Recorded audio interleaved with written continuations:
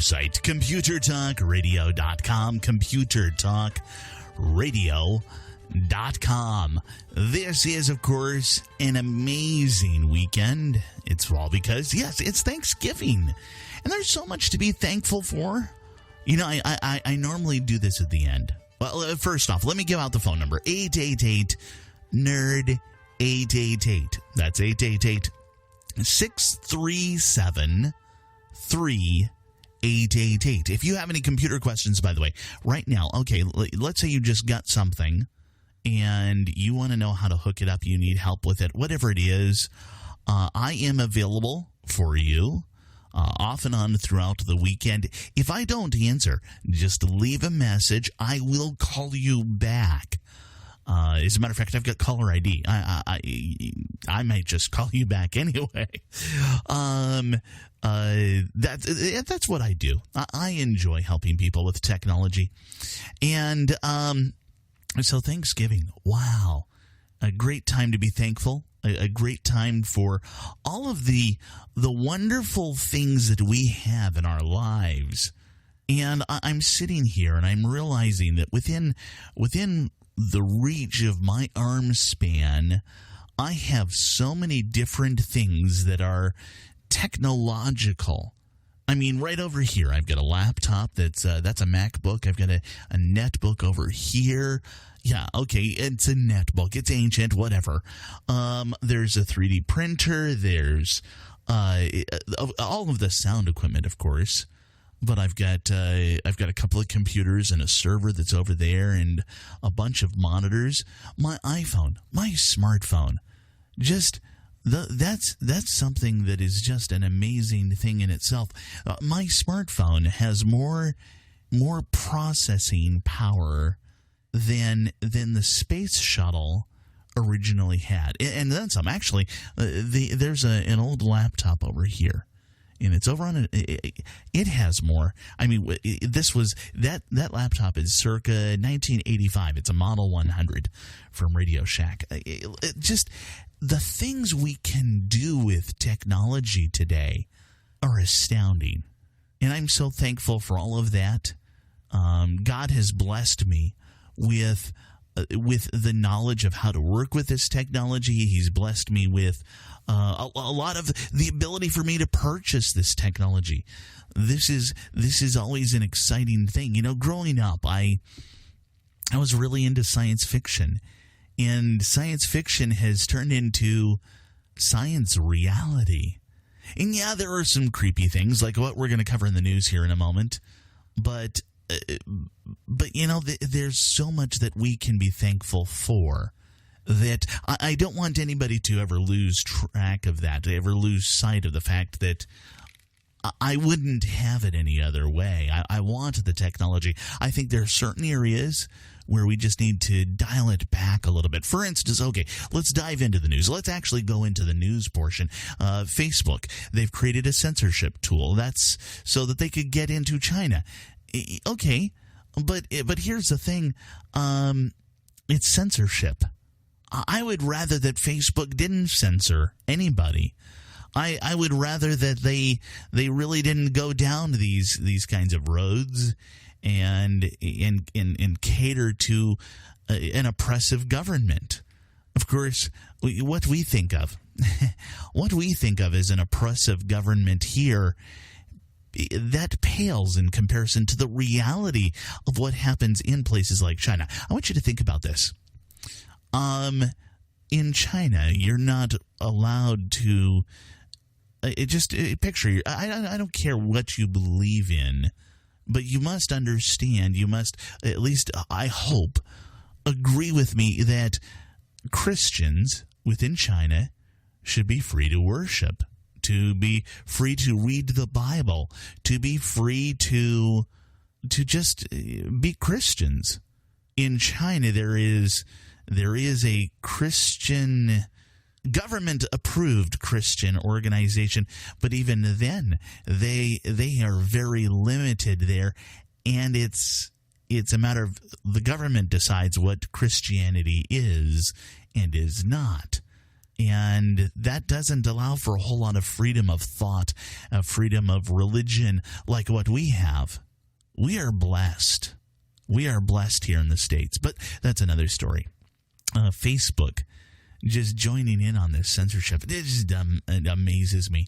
There is a new program, by the way, that has come out, and oddly enough, it's the Chinese.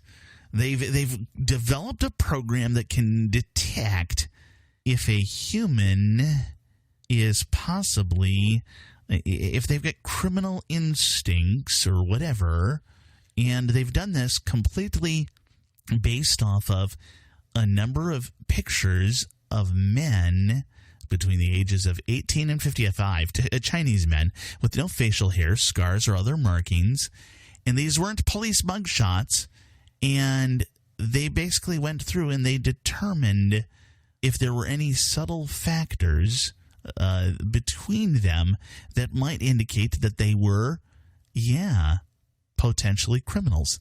They scanned this, the sample size, about 2,000 people, half of them convicted criminals, and they came up with almost a 90% accuracy. What? Yeah, they used little minor features like lip curvature, eye inner corner distance, and the nose-mouth angle. What? Really? Yeah, this is weird, and I wonder where that's going to go. If you get an email from Google, be careful. I want you to look very carefully at the email address and also any links you might go to.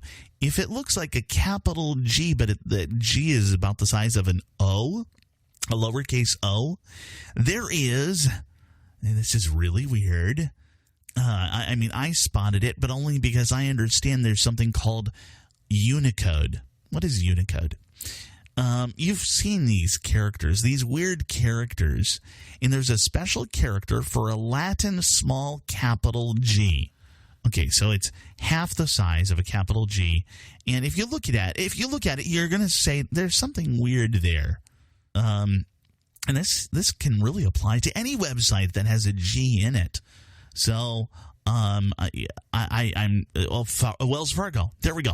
Wells Fargo. That would be, they could just change that G. It looks like everything's just fine, but that G is an uppercase G that's just the same size as the R. There's a potential for this to start popping up all over the place, whatever website you're dealing with. So if you're ever unsure, just type in the name of the website that you want to go to. That's a nice, neat little tip. I suggest that all the time. Nintendo, I was talking about this a little bit last week. The NES Classic, that's their new little mini throwback console, just retro. And it's being sold for $1,000 on eBay. This just amazes me. Of course, this is one of those situations where people are just bumping up the price. They're going through and they're listing, just like we've seen this in the past with various different hot button items. I think the original Nintendo Wii was up in that price range, and original Xboxes and stuff like that. They go through and they get a hold of one or two and they decide, hey, I'm going to make a mint off of this. And there will be somebody out there that will pay that. Yeah, that's right. There will be somebody out there that will say, yeah, I'll pay $1,000 just to get that in my hand right now. Kind of funny. I'm looking here. There was one here on this list that was for about $900, included free shipping. The one that's shown right here that I'm looking at is $1,200, and it doesn't. You've got to pick up the shipping on it. Yeah, that's crazy. Of course, the web has been busy. It's going to be busy for the next, I think we're going to see the entire web is going to be a lot slower through this entire Christmas season. Part of that is because everybody's throwing a lot of stuff onto their web pages, And that's tying up things. I noticed some web pages. It used to be we would figure about a meg, maybe 2 megs for an entire web page. These days, you can go to a shopping website and you can find that it's going to be a matter of 6, 7, 8, 10 megs worth of information that's coming across to your computer. That's because we're all on, a lot higher speed of stuff. Yeah. This is Benjamin Rockwell. You're listening to Computer Talk Radio. I'll be back with more in just a moment.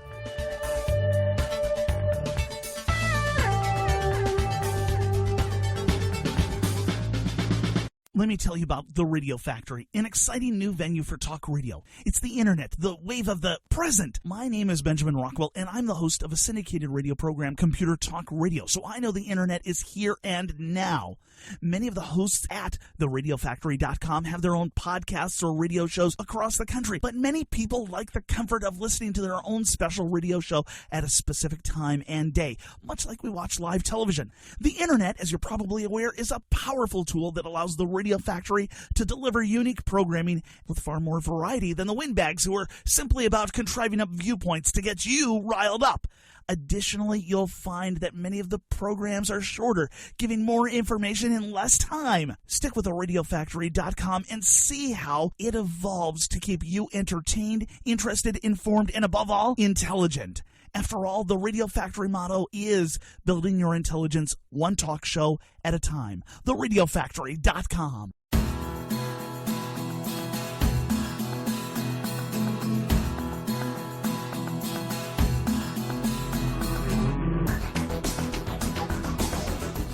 The website, computertalkradio.com, computertalkradio.com.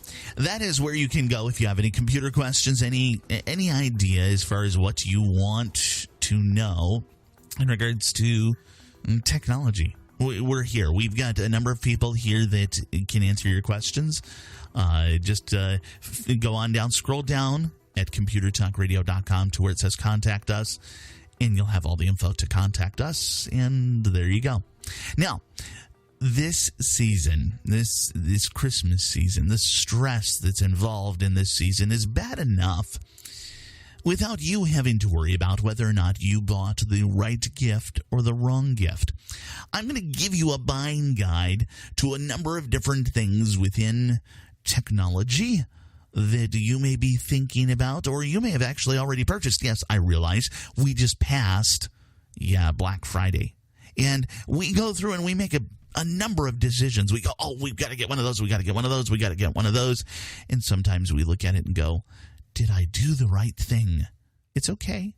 They usually have returns available. Good return policy is a good indicator of a good store. So there's that. There's also the fact that Cyber Monday is, Monday. Go figure. Of course, I should mention, Black Friday has been actually going on for 2 weeks now, and Cyber Monday is already in play because it's here on the weekend, and Cyber Monday is going to go for another week beyond that because it's Cyber Week, and forget all that. Here's the issue. First, knockoff tablets. These are, okay, I'm going to cover tablets in a nutshell. I have a number of tablets. Most importantly, I have a Windows tablet. Yeah, it's all right. I have an Android tablet. Yeah. And I also have an iPad.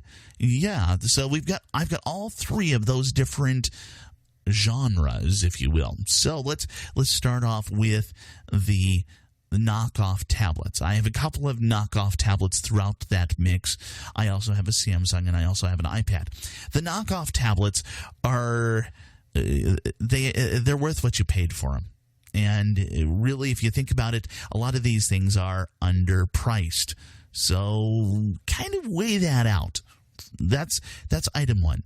So the Windows tablet. I will tell you that my Windows tablet it's a functional item, but it really is one of those things where I really should have had I should have actually put that money towards a smaller Windows laptop. And we've got a number of these different options, of course. We can go into the Android tablets. I'm going to say Samsung or Kindle if you're going to go into the Android world. And a lot of this depends on what your household is. So your household either has, maybe your household doesn't have, maybe it's just your workplace, your environs will have a predominant number of Android or Apple items. So if you're going the tablet route, again, you want to stick with the Android. If you've got more Androids in that area, Apple if you're in more Apple areas. Am I going to tell you that the Apple iPad mini is the wrong thing to buy, or the Apple iPad Pro is the wrong thing or the right thing? No. Just stick within those genres. Stick with the major brand names if you're going over into, even the Windows tablets and also the Android tablets, and you'll be safe for the most part. Now, we can take this the next step over, and we start talking about the phones. And phones, this is the time of year when people start talking about doing the phones. And feature phones, forget it. Do not even think about a feature phone. It's just not worth it. What are the feature phones? That's your old flip phone. That's the style of phone that was from like 10 years ago. It is great. I'm thinking of like the Jitterbug for senior citizens. They really don't need the touch screen that they can barely see, but you want those big button phones for them if you're doing one of those. Otherwise, go for the smartphone. And when I say senior citizens, these are people who haven't already embraced that kind of touch screen market. And even then, give them a chance. Put an iPhone in their hands. Put an Android phone in their hands, and see if you can coach them on it. And I'm saying this, and I don't want to sound condescending, because the reality is a number of them embrace this. The number one category for a number of years in the gaming world, as far as age group, was senior citizens. They have more free time after retirement. So this is something that there are certain things where I know certain people that are elderly, they prefer, the feature phones. But if you can get them into a smartphone, there's so much power there. And for anybody else, the smartphone. It at least has to be a touchscreen phone, but I'm looking at, again, Android or iOS. Now, the next step in this, a lot of people look at televisions at this time of year. If you're doing a family gift and you really want to go into that concept of the television, that's okay. If this is something like you're thinking of just we're rotating through televisions, I will tell you right now, the better time is just before Super Bowl Sunday. About 2 weeks before, there's a sweet spot. A lot of TVs go on sale at that point. You really want to check out the options for televisions. Do not go into a 3D television. 3D television has all but died off. You know what? I want you to think about how many 3D movies have you seen recently? Yes, there are some 3D movies, but most people are avoiding them. There's just too many problems with those.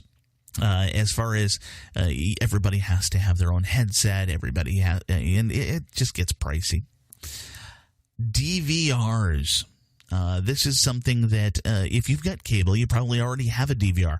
If you have cable and you do not have a DVR, upgrade. But don't get a standalone DVR. That's really one of those things that I've kind of strayed away from. Even with this idea of cord cutting, even with the world deciding to separate from television, it's really going in a different direction. The set-top box, whether we're talking about the Kindle for TV, the Fire for TV, or we're talking about Apple TV, or we're talking about any of these other different set-top boxes, or even televisions with the set-top box included in. Are these ideal, the last one? No. But you're doing okay. You're doing it the right way. Another thing, if you're looking at if you have to replace out a DVD or a Blu-ray, yeah, you can dive into the concept of the internet connected. Most of them these days are coming out with that, but you definitely want to think about that. You want to go in that direction. Another direction that we're talking about as far as tech, a lot of people will look at the idea of cameras at this time of year. And cameras, you've got a couple of different options. This is something that if you are spending enough on the camera, the iPhone, especially the iPhone 7, some of the pictures that are coming out of that world are going to be awesome. And we're slowly moving down the road where they're improving on the camera. So that's an idea there for yourself. Do not consider any camera that is under 10 megapixels. Megapixels are just the key factor here. Don't buy anything that's talking about all kinds of amazing digital zoom. Optical zoom is really the direction you want. And again, think about the iPhone. Think about the Android phone. The smartphone is the camera that really builds everything together. We've got more of this coming up here in just a moment here on Computer Talk Radio.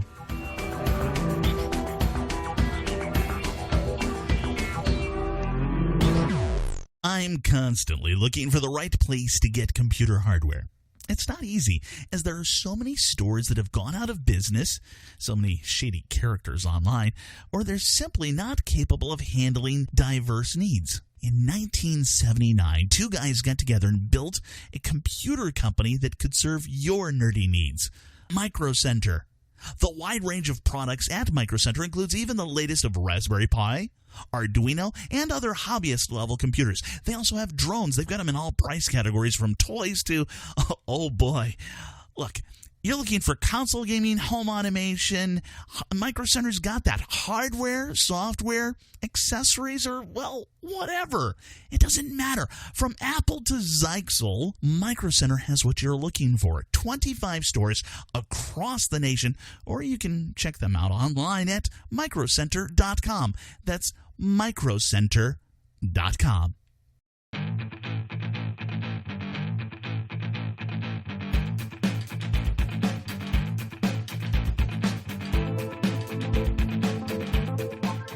The phone number 888-NERD, 888, that's 888-6373, 888.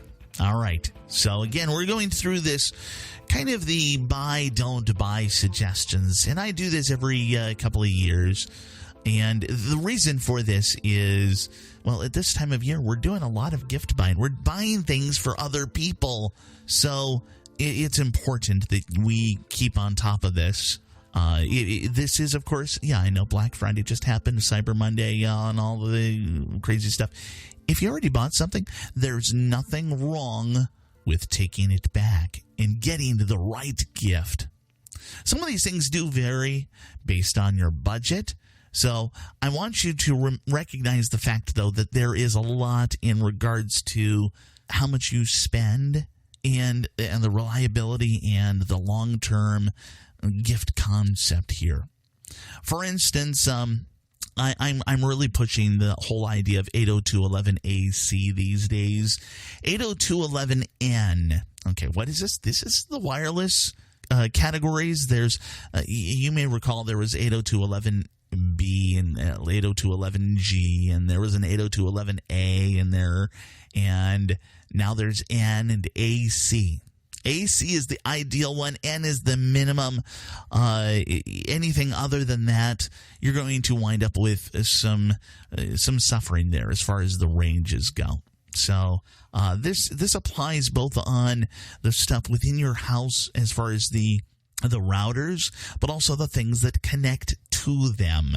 If somebody is pushing 802.11g as the standard, if they say that that's what their product has, I'm going to tell you right now, it's an older product, and it's not likely worth dealing with. Some of the things that people are straying away from, this idea here is a great stocking stuffer, a matter of thumb drives, the flash drives. These are they're the size of a thumb or a couple of knuckles on the finger, just something small.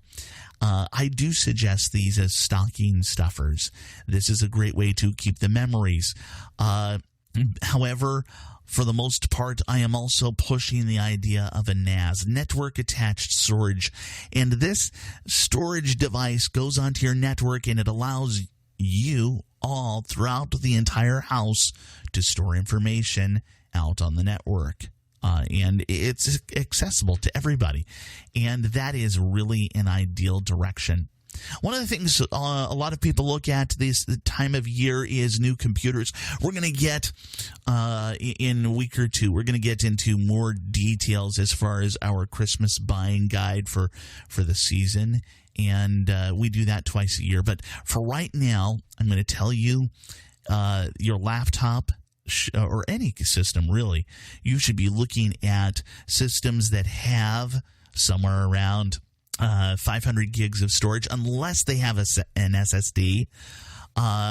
Make sure you're looking at something that has about 8 gigs of RAM. We're going to be pushing a lot of that in a lot of piecing it apart, really, in the upcoming special on this. HDMI out for laptops, that's a really ideal thing there for a lot of people in a lot of different directions. So, again, coming up soon in the next couple of weeks. Another item that people look at, the concept, and I get this asked a lot, MP3 players and stuff like that. Really, there is one MP3 player that I've been talking about for the last, the last year or 2 years. I've been saying basically the iPod Touch. The iPod Touch is the direction to go in. Yeah, it's not been updated all that well, but it's still, if you're just providing something like music out there, this is also a nice small alternative to an iPad for youth. So you might think about that. That might be a direction to go in. Another item that people look at this time of year, helping people get somewhere. A GPS, Global Positioning Satellite, is what GPS stands for, but really it's reading the information off of the GPS. However, I'm not really thinking about that these days. I get that asked a lot, but the reality is all of our smartphones have them. The cars these days, have these GPS navigation systems built in. So why would you go in these different directions like a standalone GPS? The reality is you mostly do not need this. Now, this is one of those few areas where if you have an older car, or the recipient has an older car and they don't have a smartphone, that actually may not be such a bad idea. This is one of the few areas where I will contradict myself on this, because this is a nice little upgrade for somebody who has a car that's older. And that becomes something that, especially if they have a tendency to get lost. I'm not naming any names in my family, but I do wear a ring that's in common with a certain person, if you get my drift. And while I love her, she gets lost very easily. Fortunately, she does have a smartphone, and she knows how to use the GPS there. The last item I'm going to really talk about here is the e-readers. Your Nook, your Kindle. And while the Kindle is hanging on and it's doing well, and I do enjoy my Kindle. As a matter of fact, I've got it here in the office. Where is it? It's right over there on that shelf. And I will use that for reading. And I do read a lot on that versus draining down the battery on my iPhone, draining down the battery on my iPad. I will utilize that reader. It's much better looking. However, here's the thing. That e-reader is one of those things that, how do I even describe it? It's not something that you're going to just buy as a gift. There's one last idea I'm going to throw at you, and that is the fact that there's a lot of people out there with these little drones. I want you to think carefully on the drone. A lot of the features within the drones, you might pay a little bit more and get a nice upgrade, especially if they've got a smartphone. There's a link between the smartphone and the drone for the camera, and there's an entire price range in that entire drone series. So think about it carefully. This is one of those things that it's kind of the what the little toy robots were and the remote control cars were in previous years. This is Benjamin Rockwell. You're listening to Computer Talk Radio. I'll be back with more in just a moment. Hi, this is Benjamin Rockwell. Most of us use digital cameras nowadays, but what do we do with those old pictures and slides in the back of the closet? Well, let me tell you about Legacy Digital Productions. They specialize in taking your old memories on film, videotape, and slides and digitizing them to DVDs. If you have boxes of old slides, then you know they fade more and more each year. Let Legacy Digital scan them for you and stop the aging process dead in its tracks. You'll get beautiful 10-megapixel digital files, color-corrected and ready for printing. All this is done faster and cheaper than buying a film scanner and doing it yourself. Your files are then burned onto gold archival DVD discs where they will last for generations. Call right now, mention my name, Benjamin Rockwell, and receive a 30% discount on your order. Call toll-free 1-866-2-LEGACY. That's 1-866-2-LEGACY. And tell them Benjamin sent you. Your memories are priceless, so call 866-2-LEGACY now.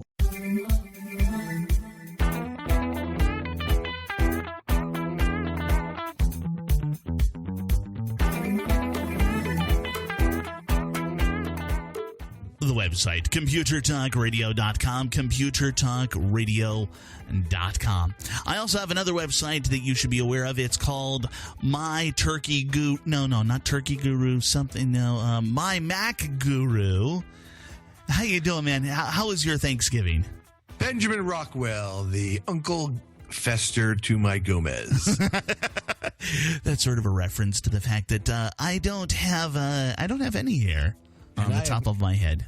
And I am particularly well coiffed. Yes. So, that's not the first time somebody's made it. Actually, the day that I did this for my nephew, the day that I shaved my head for my nephew, we actually, I said, quick, somebody go get me a light bulb. And they took a picture of me with a light bulb in my mouth, just like Uncle Fester would. It's one of those things. I love sight gags. You shaved your head for somebody else? Oh yeah, my nephew had cancer. You're actually in very good company. Well, I don't know if it was a cancer thing, but I'm thinking of hair styled at the request of someone else. Our 16th president, our beloved Abraham Lincoln, was suggested that he grow the beard by a young girl who thought that the beard would make him look more distinguished. And it did, didn't it? In fact, all this hair change does for you is make you look more shiny. You can take solace, my friend. Yes. Though we jest, God only created a certain number of perfect heads. The rest he covered with hair. Yes. I've heard that many times. As a matter of fact, I heard it on Thanksgiving. This is something that I hear quite frequently. So how was your Thanksgiving? It was delicious. Yeah. I saw something about chocolate-covered bacon. Was that on Thanksgiving or was that before Thanksgiving? That was just a treat my beloved wife made for us. We had gone to the Chocolate Expo here in New Jersey last weekend, and they were giving out samples. And one of the things I noticed was that chocolate-covered bacon is not something that can be mass-produced and sold. It has to be – no, I'm serious. All kidding aside, if you're going to do chocolate-covered bacon, it has to be very fresh and made by a local chocolatier, because once the bacon has been enrobed in chocolate for any period of time, it loses its crispiness and becomes very rubbery and chewy. Now, the chocolate-covered bacon my wife has made Still has that fresh homemade crispy crunch on the inside. Nice. But we're going to finish it before we even get to that phase where we would even question whether or not its texture would be edible or not. Okay. All right. So actually what it comes down to is during the holidays, I actually bake several pies, although this year I was only requested to make one of them, and this is a pie that is so amazing I get requests for it as early as August. And Wow. It's not that they want me to make it then. They're just checking that I'm going to be making it for Thanksgiving. And this pie is a grand prize winning, $10,000 grand prize winning Nestle Bake Off grand prize winning pie. Nice. And I actually became friends with the woman who created the recipe online. And got the $10,000. No, well, yes, she did, yes. Yeah. And so every year for Thanksgiving, I just send her a little note on Facebook saying, hey, made your pie. They loved it. Happy Thanksgiving. And so that's like our little tradition, kind of like listening to Alice's Restaurant. You know, the Arlo Guthrie? Oh, okay. Yeah. So anyway, so this pie, let me just describe this for you. Well, hold on. We actually have a tech question that I want to get to. Oh, I'm sorry. I actually, and we've only got a couple minutes left too. Okay.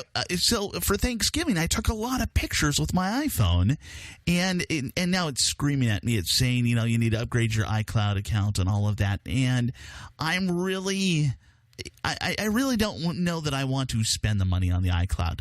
Well, I think it is a very worthwhile investment because it is a couple of dollars. And I don't mean tens or hundreds. I mean just a couple of dollars because you get 5 gigabytes for free in your iCloud account. Yeah. And you can upgrade. I'm on a 200 gigabyte plan for $2.99 a month.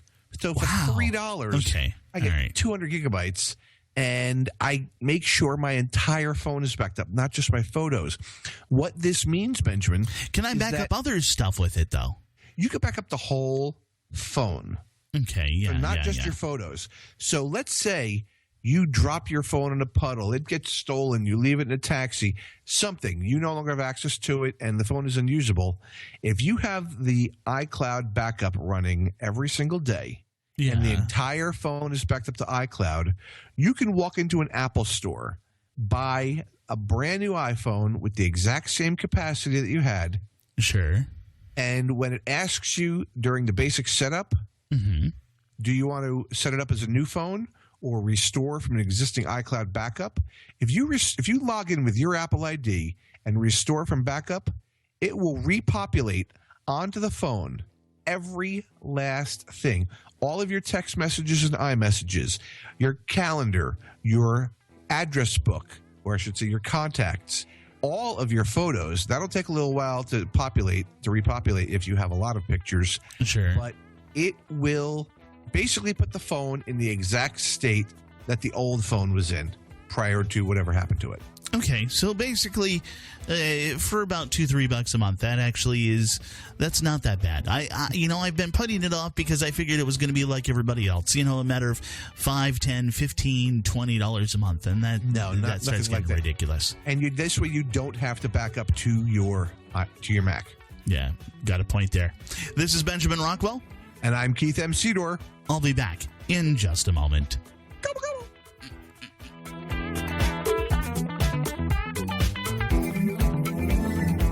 Years ago, I found a web hosting company that fit my needs as a computer nerd, as a radio show host, and just a normal person.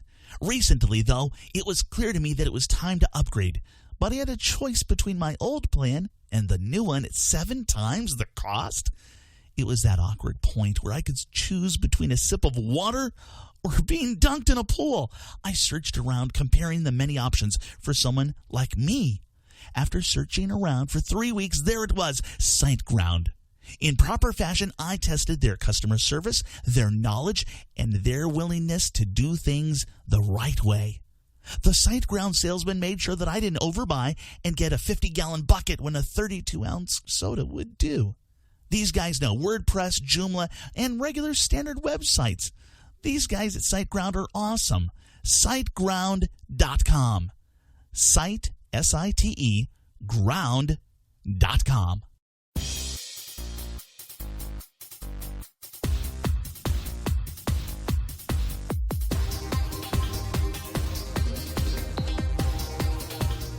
One of the things that I've been kind of looking at over the course of the last couple of months is the case that is on my iPhone.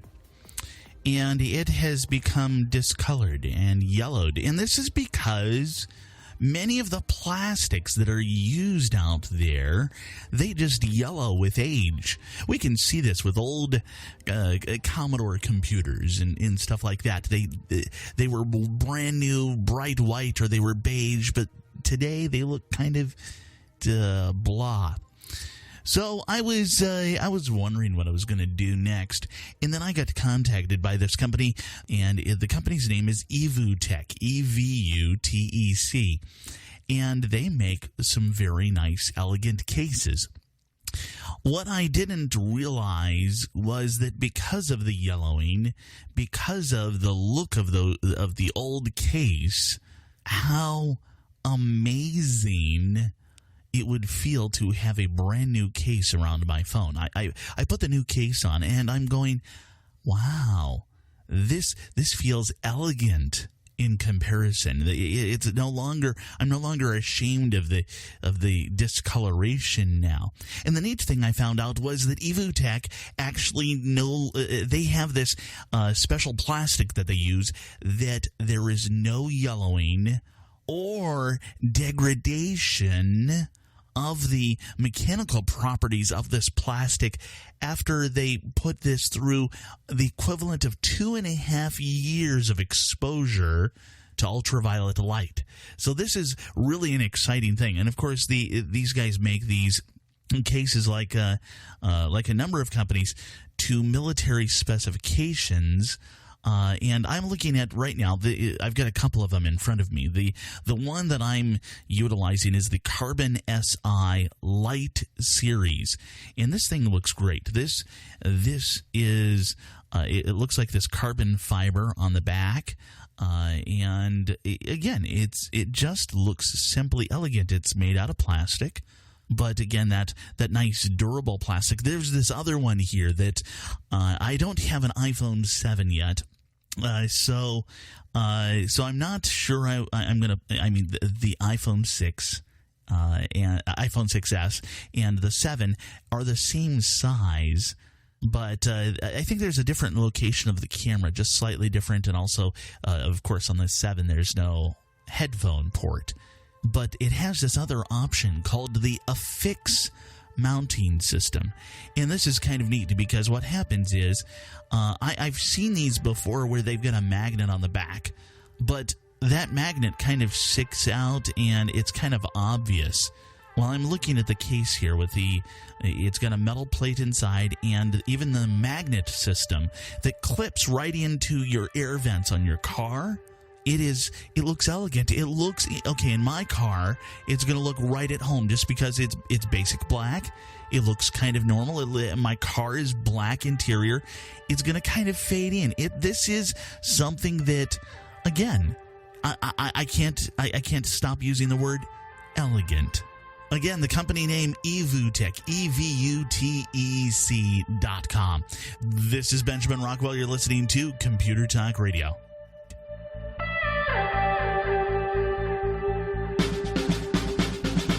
Let me tell you about The Radio Factory, an exciting new venue for talk radio. It's the internet, the wave of the present. My name is Benjamin Rockwell, and I'm the host of a syndicated radio program, Computer Talk Radio. So I know the internet is here and now. Many of the hosts at theradiofactory.com have their own podcasts or radio shows across the country, but many people like the comfort of listening to their own special radio show at a specific time and day, much like we watch live television. The internet, as you're probably aware, is a powerful tool that allows the Radio Factory to deliver unique programming with far more variety than the windbags who are simply about contriving up viewpoints to get you riled up. Additionally, you'll find that many of the programs are shorter, giving more information in less time. Stick with theradiofactory.com and see how it evolves to keep you entertained, interested, informed, and above all, intelligent. After all, the Radio Factory motto is building your intelligence one talk show at a time. TheRadioFactory.com.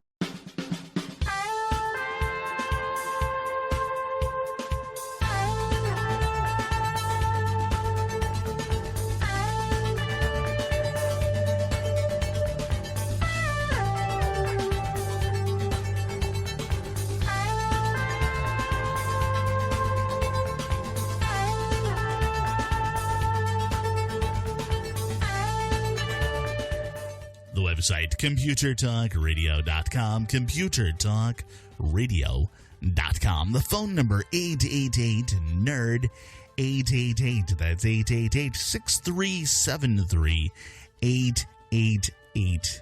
I am a computer nerd. You may be already aware of that, but that's okay. I try to tell everybody.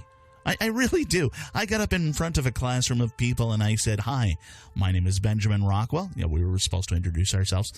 And I am a computer nerd. No, a professional computer nerd. Everybody laughed. I'm like, hey, that's not fair. You don't laugh at the other guys when they say what they are. No, I didn't say that.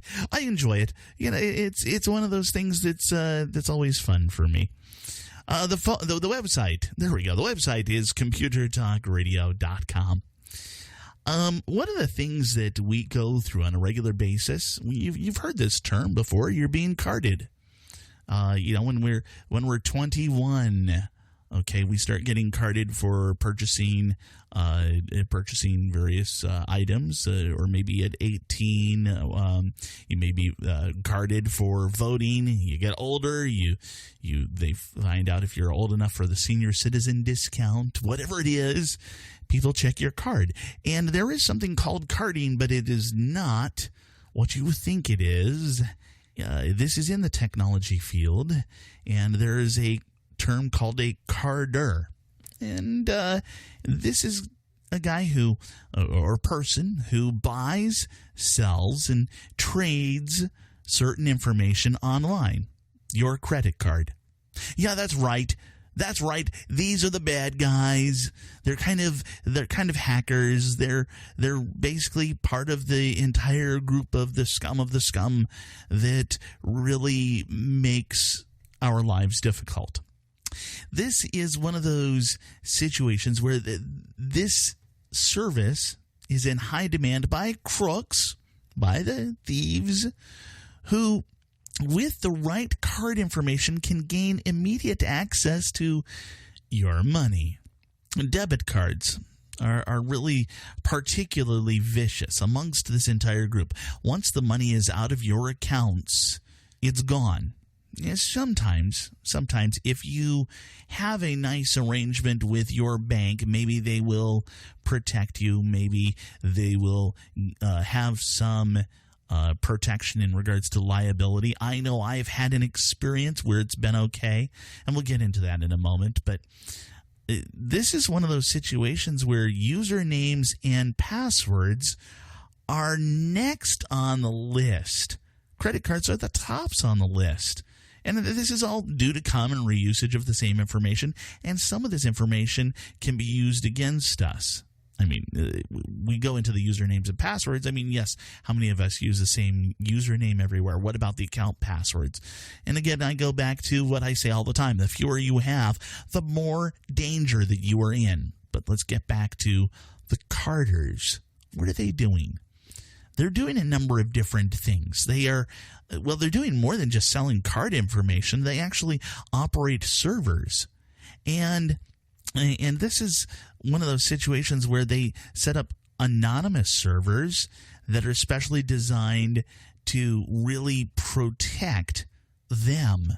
There are standard anonymous servers out there, and these anonymous servers vary as far as what they do. And they're proxy servers.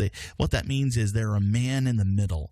They pass the information through their servers so nobody can track them.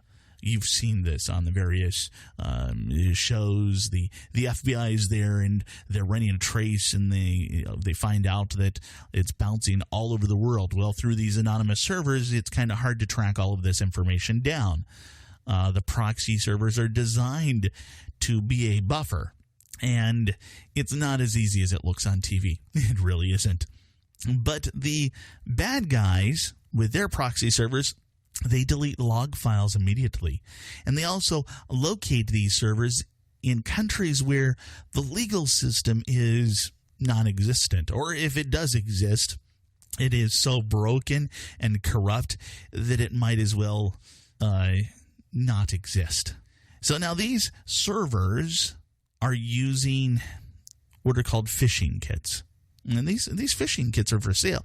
They've got all kinds of different packages that allow you, or really the bad guy, to create their own Bank of America, eBay, PayPal, whatever website out there. Nobody's doing any Wells Fargo creations because Wells Fargo is having, no, that's a bad Wells Fargo joke. These Carters have organized, though, and they have become a deep menace because they're working together.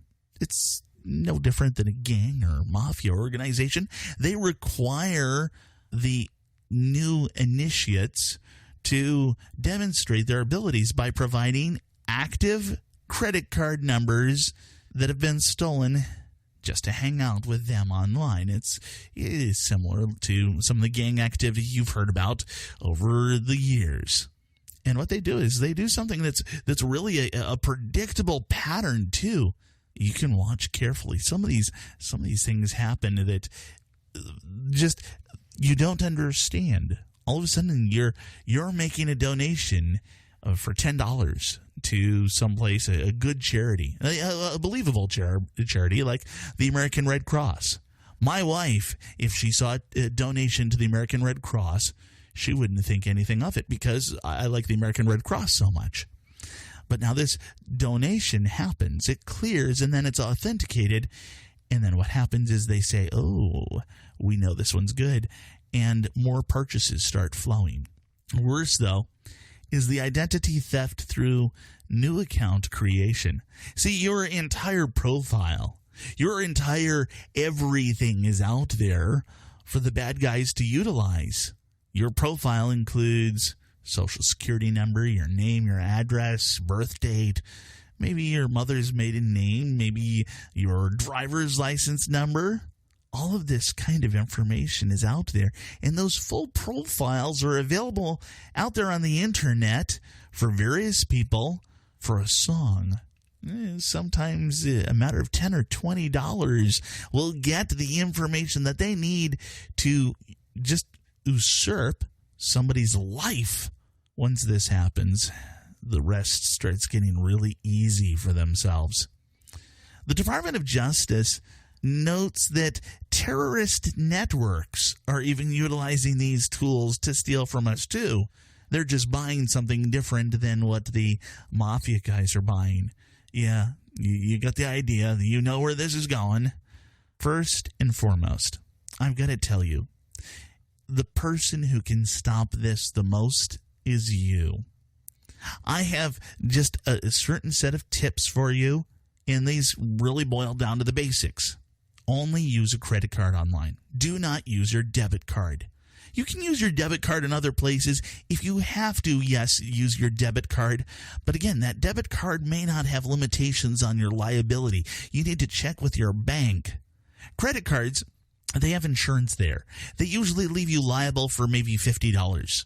And that's the most that you'll be out. Debit cards, the information's taken out of your account. It may not ever get back because so many banks treat it as if it's cash. Now, banks are also suggesting you monitor your accounts almost daily. And if you've got a good credit score, you need to monitor that on a regular basis as well.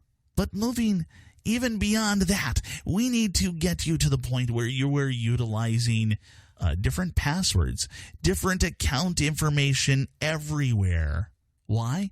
Because once this entire web starts unraveling and surrounding you and your account and your financial information, once they start taking money from and goods and services from you through your Amazon account, they can start going after your Bass Pro Shops account or your whatever account that's out there. I don't know. Micro Center account, because you use the same password, you use the same username, or maybe the username is just your email address. Well, that creates a problem as well. We also have people who will click on links that come via email. Hey, we've got this special from Macy's. Click here and it's a 20% off on almost everything we have in the store. Well, you click on that link and then all of a sudden, yes, you think you're on Macy's website, but you're not. You're on somebody else's. This happens all the time. Don't click on the links that come via the email. You usually will find that those retailers will include a little passcode, so you can go directly to, in this case, Macy's.com, and then just type in that little coupon code and get your discounts that way instead. There's so much to watch out for. So much danger that's out there. This is Benjamin Rockwell. You're listening to Computer Talk Radio. I'll be back in just a moment.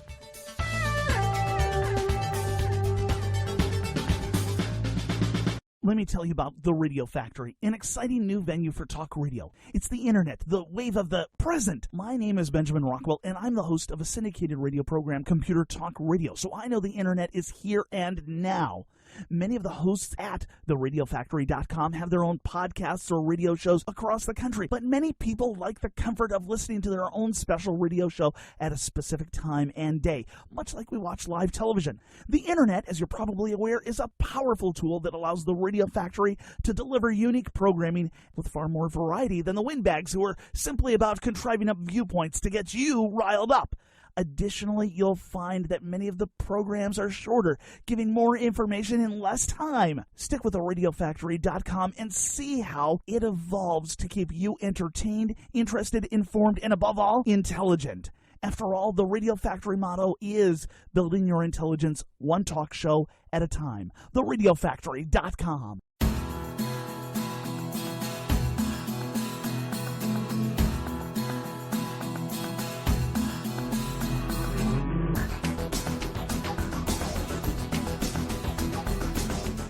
I was driving down the road the other day, and I got to notice that at the next intersection, there were cameras, traffic cameras. This is Benjamin Rockwell. You're listening to Computer Talk Radio. The website, computertalkradio.com. Computertalkradio.com. Slide on down just a little way, click on Contact Us, and I will get back with you with your answers to your questions. So cameras in public places, private businesses, they've been around for years. We've had surveillance in department stores, in casinos, in jewelry shops since I was a little kid. I remember working for a company way back when. It was a retail store. They're still around. I won't name them. But I worked for them, and we had surveillance way back then. And that was in 1985. It wasn't anything like what we've got now, where they can go back a matter of weeks and weeks and months to say, oh, yeah, this is where this person stole this particular jacket or whatever. Yeah, it's been around. Traffic cameras have been around. And over in England, they've been very concerned about Big Brother watching them. Mind you, they have a TV show called Big Brother, and it's where everybody watches these 20 people, 10, 15, 20 people in a house and how they interact, and people get voted off, and it's kind of like Survivor, but kind of indoors. Kind of weird. Anyways, people have been worried about this monitoring for a long time. George Orwell, we go back to the movie 1984. It covered a hyper-monitored society that could not do anything without eyes on them. Cameras were in every building, placed to see every corner, every nook, every cranny. There were very few places where you could hide, where a camera couldn't see you. Yeah. A while ago, security cameras were expensive. They were just out there. Only the wealthy could afford them. Now you can get a camera for you can get a slew of them for a few $100s. And they can be accessed from any computer in the house. They can be accessed from any computer in the world if you connect them to the internet. You get the right passwords and the right configuration and all that. There are cameras in our phones. There's cameras in every smartphone out there. There's cameras in a lot of the non-smartphones out there. I've had a camera in my phone, whatever smartphone or non-smartphone I've had, for a long time. It was marketed as being used for fun, but we've used these for many other purposes as well. Identifying criminals, tracking license plates. People have used it for stealing data. I used this just a short while back. There was a guy who was driving crazy who worked for a major company that deals with termites. And I was not happy with the fact that he almost crashed into me. Not once, not twice, but 3 times in the span of a minute and a half. Once was he just ran through a stop sign and came flying out. And, I mean, he looked like he was on the run from the cops. It was crazy like that. But I took a picture of it, and I forwarded that information on to the company. I don't let that affect that company as far as in my mind, but I do let that affect that driver. And again, I just use the camera. Anyways, the world seems to be getting more dangerous, especially for those who grew up in the late 20th century. Alarms were rare, even in high-class areas. Now, even in lower middle-class areas, they're marketing alarms. I was driving to work, and I have to drive through this particularly bad neighborhood. What did I see? Oh, yeah, ADT. Yep, right there. There's a big old sign right on that front lawn. And I'm going, yeah, you need it in this area, definitely. Closed-circuit TV. Yeah, that's what we used to call it. It's being used a lot. I dare you to name one department store, one just big-name department store that doesn't have cameras around. Homes. I mean, parents are keeping eyes on their children while they're away. They're keeping eyes on the babysitters and the child care, but they're also keeping eyes on the house. So here's my question. Is there a difference between this private security and spying by the government? Traffic cameras have been met with opposition for years. And the opposition didn't come from necessarily lawbreakers. It came from normal people. Also supported by many people, though. The UK street cams helped identify the 7/7 London bombers. You may recall that from the 7/7 and 7/11 bombers. This gained support in light of the terrorist threats that were out there.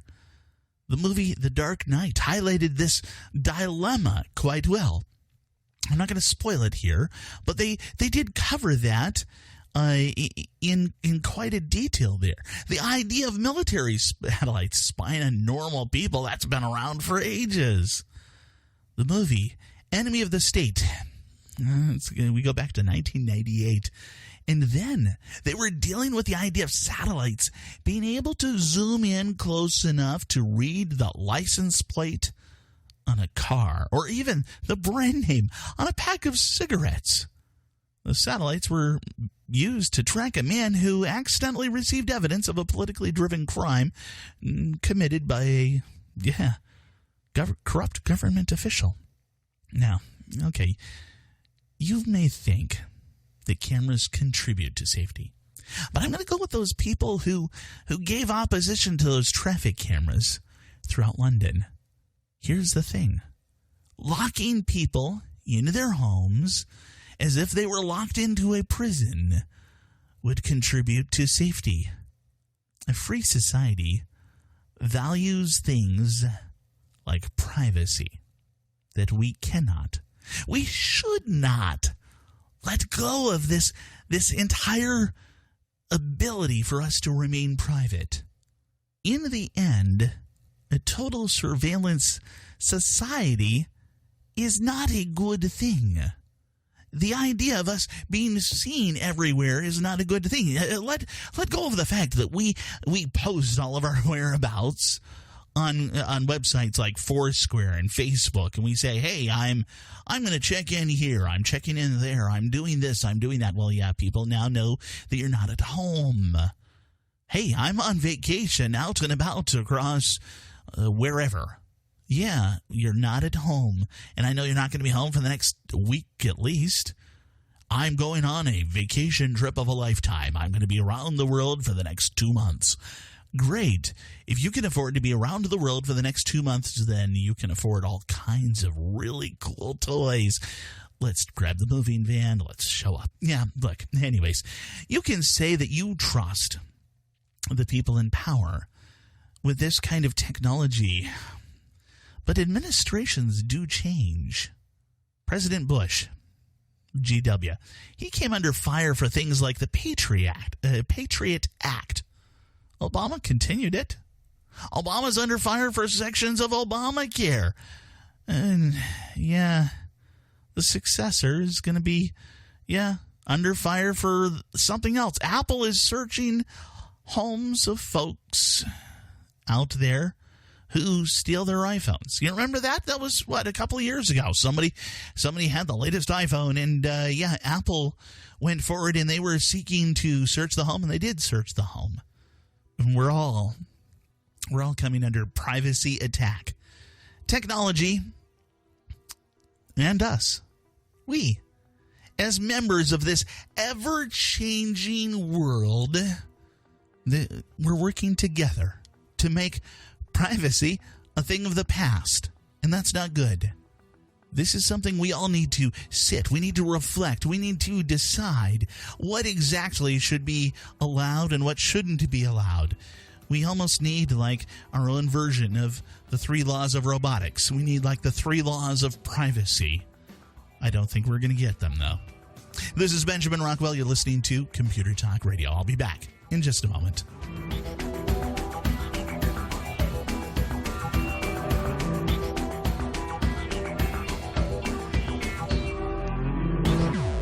I'm constantly looking for the right place to get the things that are on my nerd wish list. It's not easy. There are so many stores that have gone out of business. There are so many shady characters online, or so many of them are just simply not capable of handling my needs in a one-stop shop. In 1979, 2 guys got together and built the brick-and-mortar company that could serve your tech needs. Of course, today, they've got an online presence, and it's called Micro Center. They've got tablets, iPad, yes, but also Android and Windows and all the accessories, too. They've got laptops, desktops, all-in-ones, Windows or Apple, of course, all covered here. Motherboards and processors, and, okay, all right, who are we kidding? It's really everything to build your own PC. Keyboards, mice, surge protectors, software, tools, and thumb drives. Enough. Look, from Apple to Zyxel, Micro Center has what you're looking for. 25 stores across the nation, or you can check them out online at microcenter.com. That's microcenter.com.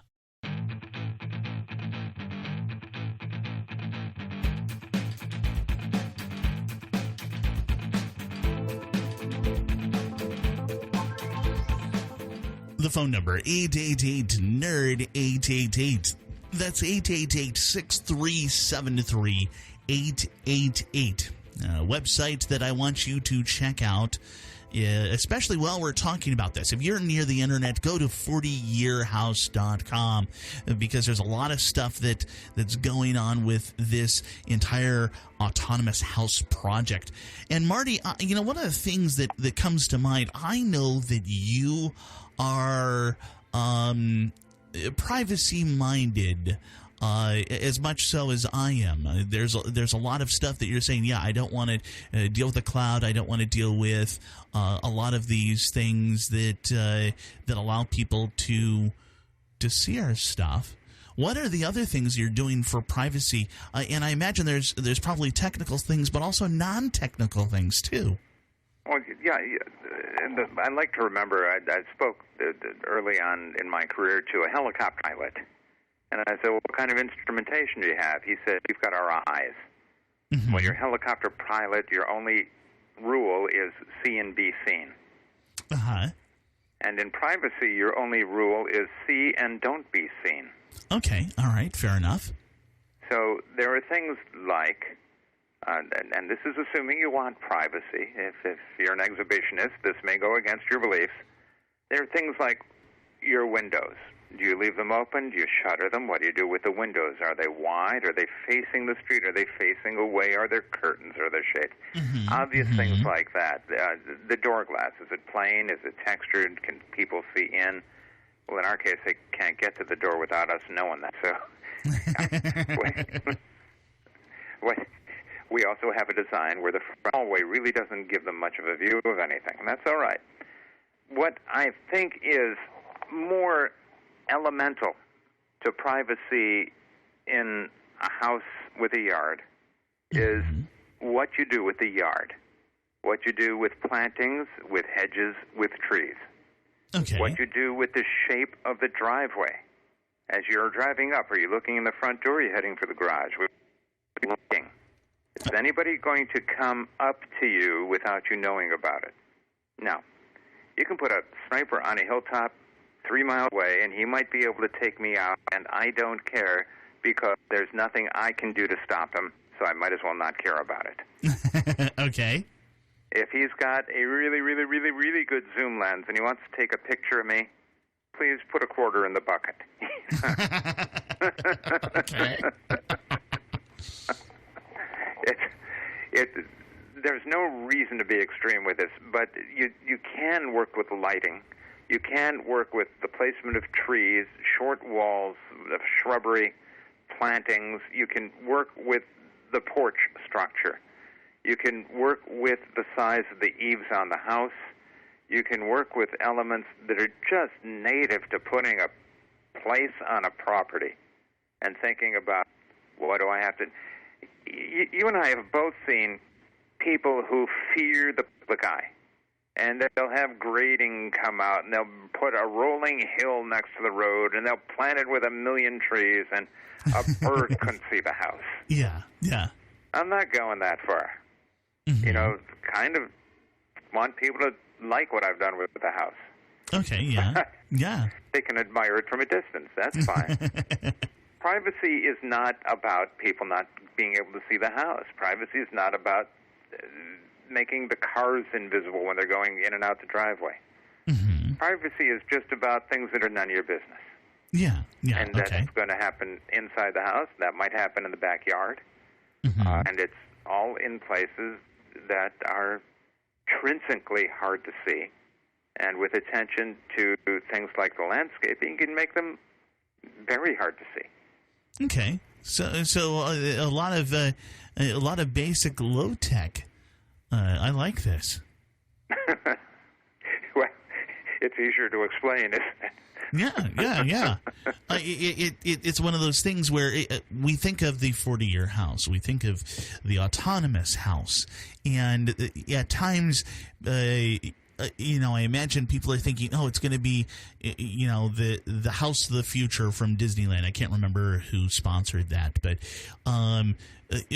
at the same time, it's one of those things where we have to think simply and get down to basics. It's hundreds of actuators. It's at least 100 controllers and computers. It's thousands of sensors. But if it doesn't have common sense at the root at it, what good are we? Yeah, very true. So in the tech... You want to talk about electronic privacy? Yeah, in the tech field, what do you have there? Well, privacy is so fragile anymore. If you want to live your life online, if you want your handset to be the focus for everything, you make it very easy for a determined hacker to know more about you than you know about you. Every time we log on to Facebook. Indeed. The house itself is not connected. Well, I shouldn't say that. The house itself is not accessible from the wide area network. Wide area network connection comes into a firewall. The firewall does not allow any IP access to the outside network. It does create two internal networks without access even to each other. And in that firewall architecture, and in that plan for firewall, we only allow time signals through, which we can get from the Internet, and it makes to get from the Internet. The two internal networks, one for the surveillance cameras and one for the controllers, only talk to themselves through the NVR, which has a connection to both. Mm-hmm. And the things that we need to deal with on the outside, the ability to send email messages when something goes awry, the ability to pick up weather information and pipe it to the controller systems, Mm-hmm. happens through a dedicated Raspberry Pi we've named Outsider that is not connected to the internal network. Mm-hmm. It communicates to the internal network through Bluetooth. Okay. Good luck tapping that from Russia. Yeah, talking about a whole just a nice little jump there. Okay. Yeah, the tunnel. Yeah. So, Privacy, again, it's about seeing, knowing what's in your environment and not being seen. definitely. Oh man, just so much there. This is Benjamin Rockwell. The website, of course, for this project, 40yearhouse.com. That's Marty Winston. He's the brain behind all of this. We'll be back with more Computer Talk Radio in just a moment.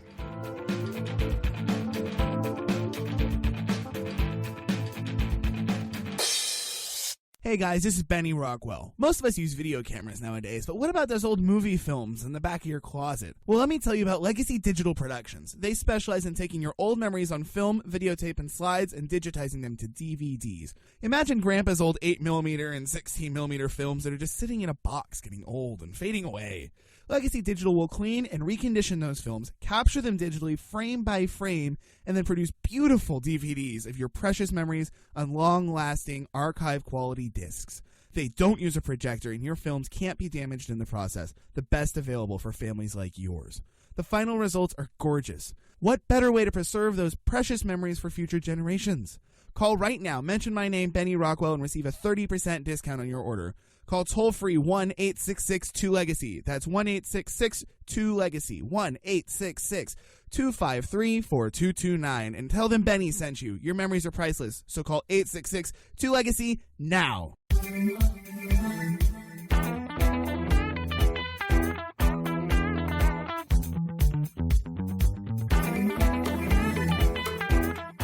The website, computertalkradio.com, computertalkradio.com. Steve Keske joins me now, and Steve, wow, what a Thanksgiving. Out here on this side of the country, I got completely stuffed. I got more food in me than the bird got in him. I can understand that. Oh, yeah. Did you have a good Thanksgiving as well? Oh yeah, we went. I went for the Ritzy recipe. The Ritzy recipe? Yeah, cordon bleu. Ah, okay, all right. But cordon bleu, isn't that usually chicken? Yeah, but you could use any fowl. Okay, so you use turkey. All right, I had not really thought of that. All right, very cool. So, of course, we are now in Christmas season. We're into that time where people are buying. They're looking for various gadgets, and this is one of your specialties. You usually come up with the goofy geeky gadgets in the corner, like goofy geeky gadget corner. Anyways, so something like that. Something like. So, what do you have that really fits that kind of concept there? Well, all right. Now, we already know that it's starting to snow and blizzard already up in the North Country. Oh, yeah, sure. For all those people that are not living in Southern California. Yeah. And, of course, you've got your nice gadgets out there like your smartphones and your tablets and everything else, but you don't want to freeze your fingers trying to work with those touchscreens. Sure, yeah. So why not use the new high-tech gloves that are nice woolen gloves and everything else, keep your nice hands warm, but they have that extra material in the index finger and your thumb so that you can use it to play with their gadgets without having to take off your gloves. Okay. So they'll handle the capacitive touch. That I've got it. So it's like the same material that they use in the styluses, styli, so that you can write on the screen and so forth. And that's actually a good idea. I have seen a number of different manufacturers for that, and that's something that I think is a great gift idea for anybody who normally wears gloves. That's good. Oh yeah, and it's the idea that you're getting into that whole idea of in cold country. Hey, it's nice to be able to have something that I can still wear and keep my hands warm because they're nice and thick. Yeah. Well, and I can still use it on my tech stuff. Yeah, and now you actually grew up in a little bit of cold country, just slightly cold. Don't have to remind me. What do you mean, a bit of cold? Slightly cold. Little small place called Minnesota. Yeah, I know. All right. We have places that are colder than colder than Anchorage, Alaska. Oh man! Wow. Yeah. All right. So what else? What else do you have on the gift idea? Well, how about a nice, nifty little, very, very small little disc that literally you put on the back of your watch band. Your regular watch band, you stick it in, and it uses, it's not a magnetic, but it uses a type of adhesive. Not really adhesive, but it especially formulated idea that it goes and it converts your regular watch that you're looking at, because it goes on the back, it turns it into a smartwatch. Oh, okay. With all the alarms and all that other kind of good stuff. Interesting. So it kicks up your normal watch by a bit. So it'll beep. It'll probably buzz as well. A little bit of a shake there to it. Okay.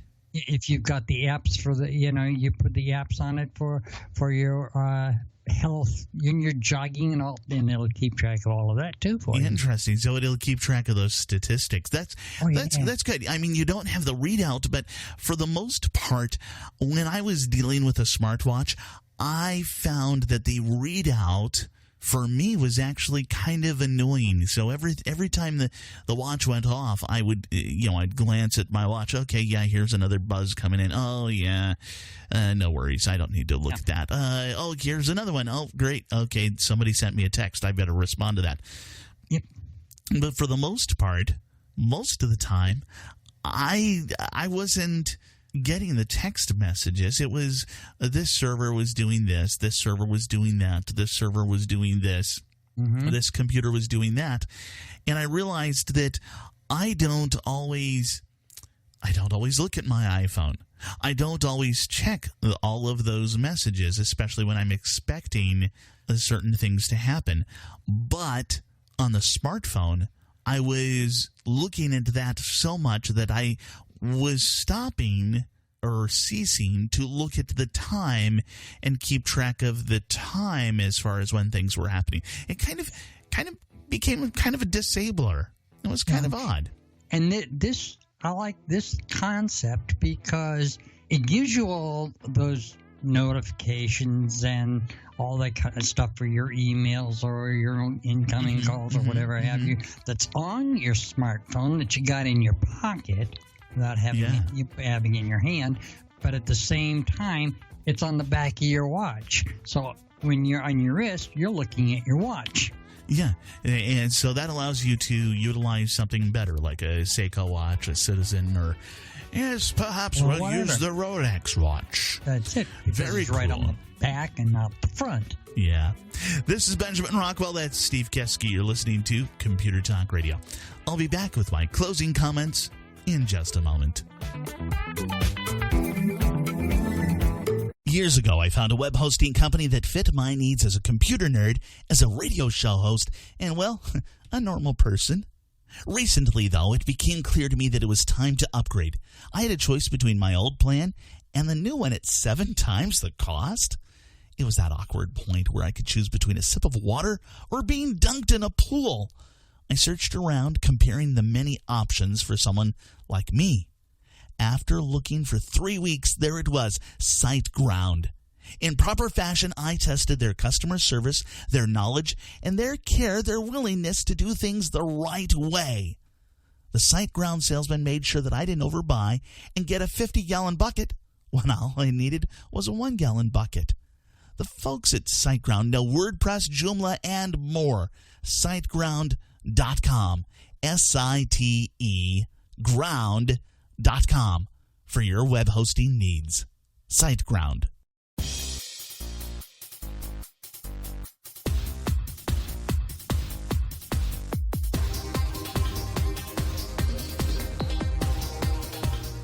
We go through life sometimes, and we think of these different things. We think, okay, we're going to prepare just in case. And we do these preparations, and then we slowly slide.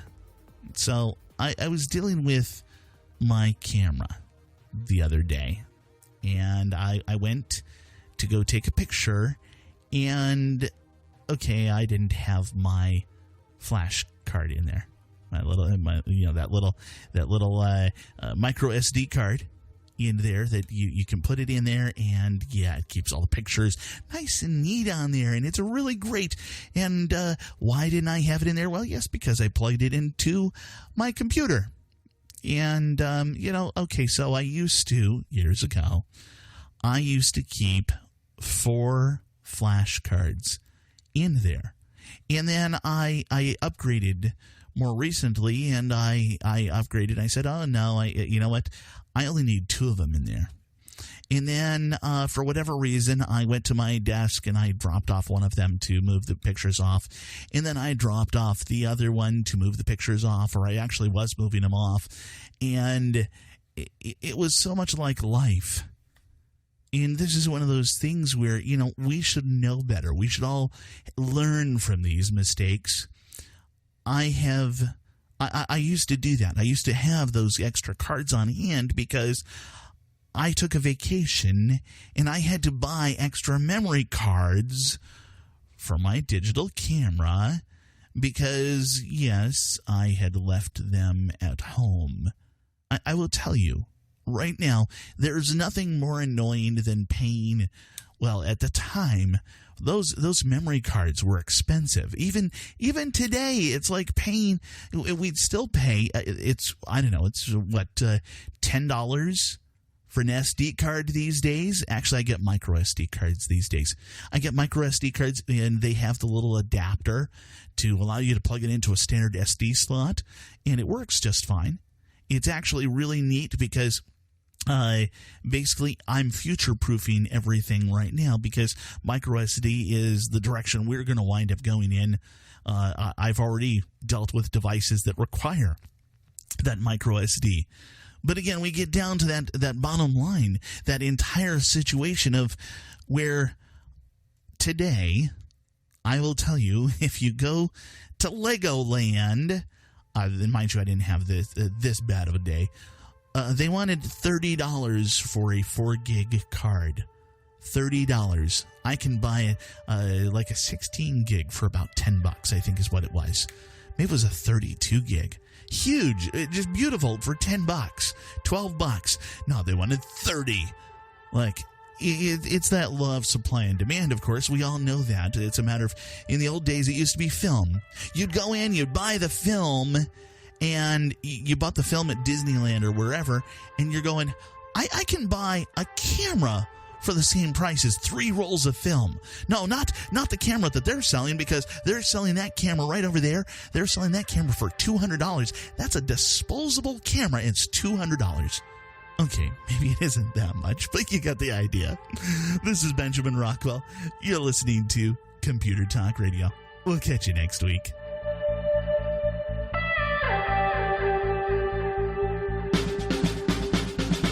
Let me tell you about The Radio Factory, an exciting new venue for talk radio. It's the internet, the wave of the present. My name is Benjamin Rockwell, and I'm the host of a syndicated radio program, Computer Talk Radio. So I know the internet is here and now. Many of the hosts at theradiofactory.com have their own podcasts or radio shows across the country, but many people like the comfort of listening to their own special radio show at a specific time and day, much like we watch live television. The internet, as you're probably aware, is a powerful tool that allows the Radio Factory to deliver unique programming with far more variety than the windbags who are simply about contriving up viewpoints to get you riled up.